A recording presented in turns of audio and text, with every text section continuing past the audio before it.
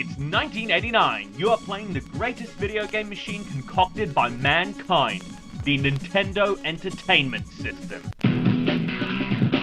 But then, you see a commercial from some obscure company saying that they have a better console than your childhood wonder. Sega had designed a video game system that was slated to go up against the gaming console giants Nintendo, and they were fully aware of it. This was the beginning of a rivalry that would continue for 10 years. Welcome back, my fellow creators, to Adventure Gaming, and this is how Sonic almost defeated Mario. Just cut off the camera so we can get this over and done with.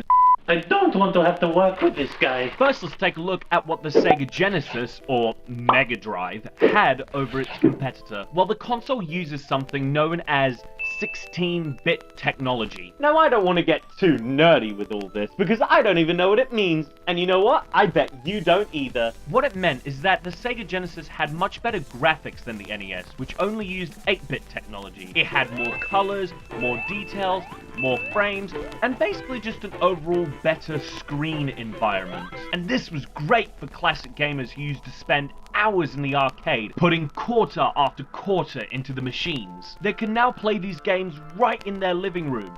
It was like a dream come true. When Sega said they had what Nintendo don't, it was true. The NES could not display this kind of graphical capability on a screen. It wasn't technologically feasible. But it wasn't just graphics that were improved, but mechanics too. Because of this new 16-bit processor, the game now had a much larger scale with the new cartridges, and they were now able to add more enemies, power-ups, and places to go. And with all this new stuff to do, it made the world in the game feel massive with endless exploration and fun, giving it a new flavor and a big refresher for gamers.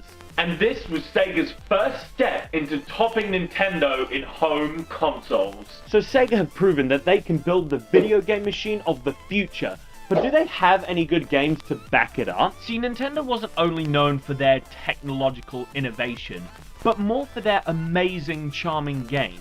Like, for example, Mario! A red-wearing Italian plumber with a thick accent who would fight off strange creatures to rescue Princess Toadstool from Bowser, the King of Koopa. Sega made many different designs for a mascot of their own, until Yuji Naka and Naoto Oshima created a blue hedgehog who had the ability of super speed. His name was Sonic. He had the same traits as Mario in fighting off a nefarious villain, but this time, he was as fast as the speed of light, and he had a great cocky attitude, which was better for the teenage audiences that Sega were targeting, rather than the little kid audiences like Nintendo were mostly targeting. Sega had sold 500,000 Genesises in 1989. Not nearly as many as the NES, but I'm sure it'll get there in no time. But we all know that Nintendo was not going to take this disrespect. They had to fight back.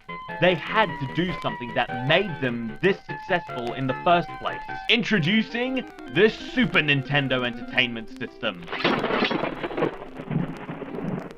An NES that has been enhanced to the same 16-bit graphics as the Genesis. It's over. The Nintendo Don't slogan doesn't work anymore. And Sega knew this was going to be a challenge because Nintendo was a much more well-known brand with a larger budget for advertising. How is Sega going to continue expanding the sales of their console? Well, how about they just do what they did before?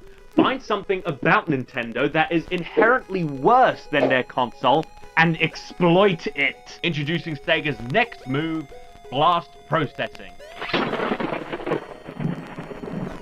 Now this is where things are going to get a bit technical again, but that's okay because I bet you're going to watch it, because if you don't watch it, I'm going to come round your house. And trust me, you don't want that. Consoles and computers in general have a thing called a CPU. This thing is like the core of the machine.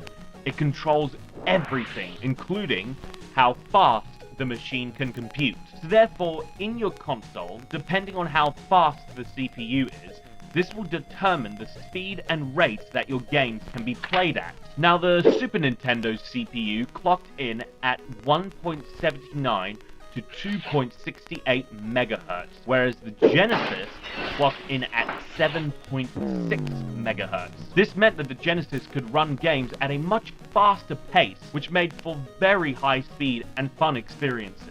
This was perfect for franchises like the Sonic games, which had great speed and thrill, which was another factor that was perfect for the audience that Sega were targeting. Some critics described it as being on a roller coaster in a theme park, with all the loops and tracks that you can go down with great speed. So Sega started ripping into Nintendo again in their advertising, saying that they didn't have blast processing. The Sega Genesis has blast processing. Super Nintendo doesn't.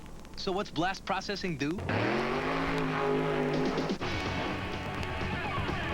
And what if you don't have blast processing?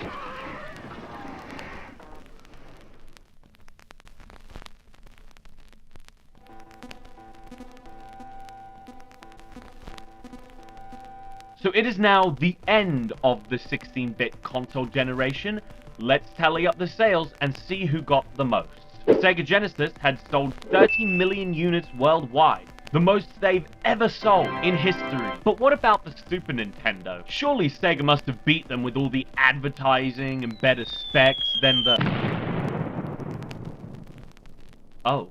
Unfortunately, reality is reality. Nintendo have really cemented themselves as the bosses of the console market. But not just consoles, they had great focus with games. Yes, Sega also had a ton of good games, but not nearly as many as Nintendo. Another factor could be that Sega just never really cracked the American market the way Nintendo did. But I think the biggest factor is that by the end of this generation, Sega started delivering too many mediocre products that kind of bogged them down a bit. They would continue to innovate and always beat Nintendo to the crunch with the latest, hottest technology. But it still wasn't enough when you didn't have anything good to deliver these products through. But to give them credit, Nintendo probably would not have done as well as they did without this random competitor going in so hard into giving them a challenge.